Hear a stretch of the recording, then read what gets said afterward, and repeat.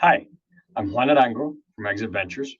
If you or your family are considering selling a family business or a portfolio company, this conversation is for you. In today's videos, our managing partner, Paul Bergen, who's led over $3 billion in strategic acquisitions, will walk you through exactly how to position your company for a successful exit to a strategic buyer. So let's go ahead and dive in.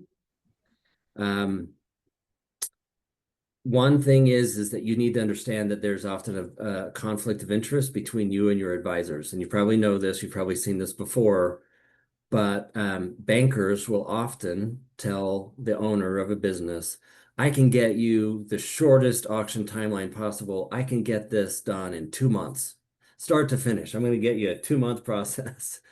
And honestly, it's a conflict of interest. They're doing what's best for them, not what's doing best for you, because a quick process will almost always exclude strategic buyers because they move slowly and favor private equity buyers. And by definition, you're going to be excluding probably the most the highest and most richly valued offers. So don't fall for this trap. Be aware that, conflicts of interest do exist, and sometimes they're just trying to get a bonus or a year-end bonus and try and jam your deal in before the year-end bonus calculation is made.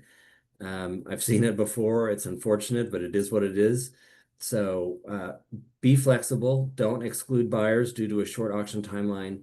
I've been as Danaher and Still Partners, like we didn't move quickly, but we were serious buyers that spent hundreds of millions, if not billions of dollars a year on acquisitions, right? If we really wanted something, we would pay up for it. We would get the deal done. We would find a way to get the deal done.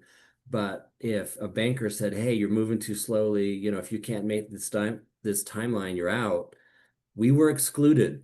Like a multi-billion dollar public company was excluded more often than I can count because we didn't move fast enough, and I couldn't convince the sellers that the bankers were doing them a disservice and there was a conflict of interest. And they would exclude us and move on. And then I would watch for the press release and a private equity buyer would come in and buy it. So just understand that dynamic. Leverage the competitive process. Like I said, don't give exclusivity until the very end, and put a premium, and a banker should do this, but you need to remind them, put a premium on buyers' experience and track record of getting deals done. If they have a history of completing multiple deals a year, every year for a decade, that's very important compared to someone who comes in and promises you the world and they've done one deal in the last 3 years. That company, that buyer is going to be very conservative, and they're going to be scared of their shadow more often than not.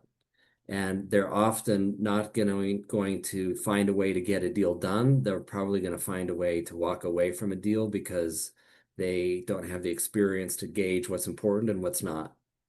So put a premium on getting deals done by the buyers.